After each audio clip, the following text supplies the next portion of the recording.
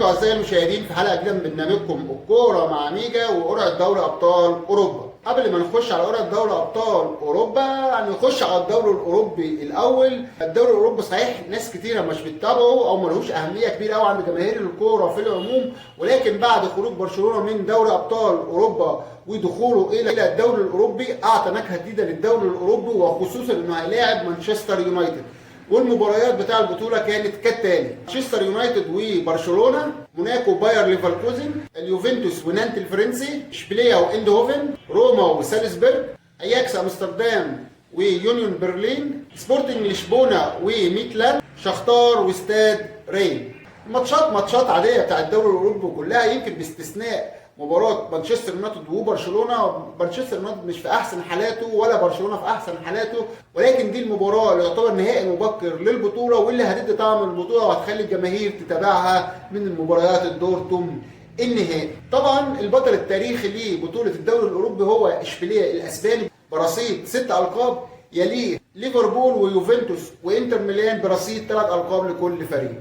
نخش على قرعة دوري أبطال أوروبا، ويمكن الفريق الأوفر حظا والأكثر حظا والأكثر سعادة بالقرعة دي هو فريق مانشستر سيتي اللي هيلاعب فريق ليبزيج الألماني، فريق ما عندوش تاريخ خالص، ولكن من حظ مانشستر سيتي إنه هيلاعب الفريق ده. وكانت بقية المباريات كالتالي: إنتر ميلان وبورتو، بروسيا دورتموند وتشيلسي، فرانكفورت ونابولي، ميلان وتوتنهام، كلوب بروج وبنفيكا، وأقوى ماتشين ليفربول وريال مدريد، باريس سان جيرمان وبايرن ميونخ.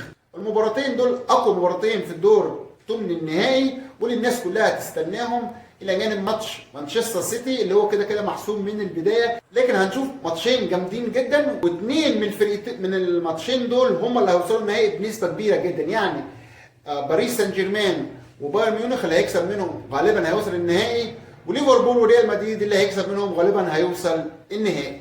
كمان اتعملت قرعه دوري المؤتمر الاوروبي النهارده، ولكن مش بنفس درجه الاهميه زي الدوري الاوروبي ودوري الابطال، ولكن يعني انا ما حبيتش اجيبها عشان ما اطولش على حضراتكم.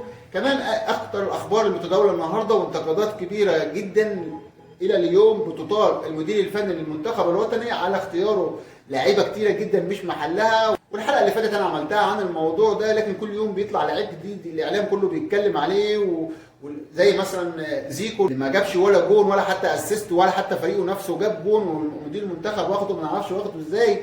هل اللعيب ده ليه هيستوري قديمه ولا ايه ما تعرفش، لكن اختيارات الى حد ما عشوائيه كبيره جدا. الخبر الثاني اللي هو استاد النادي الاهلي، واللي يوم عن يوم الاخبار عنه بتزيد، وقلنا ان النادي الاهلي جاي له رعاه كتير جدا عاوزين يعملوا الاستاد ويكتبوا على الاستاد اسمهم. يعني مثلا زي استاد الارسنال تكفل به طيران الامارات وعمل الاستاد وطوره، وبقى استاد الارسنال اسمه استاد الامارات. على شاكلته هيكون استاد النادي الاهلي اللي هيعلن عنه النادي الاهلي خلال فتره وجيزه جدا. ونتمنى نشوف استاد النادي الاهلي حقيقه، ونتمنى نشوف استاد نادي الزمالك الحقيقه.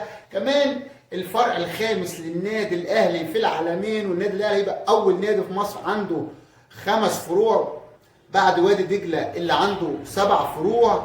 مدينه العالمين كانت مخصصه قطعه ارض كبيره لنادي سموحه عشان يعمل نادي على اعلى مستوى، لكن نادي سموحه تباطأ في الاجراءات وما بداش في الانشاءات، فمدينه العالمين سحبت الارض من نادي سموحه واعطتها للنادي الاهلي اللي هيعمل نادي كبير على اعلى مستوى هناك في فرع العالمين.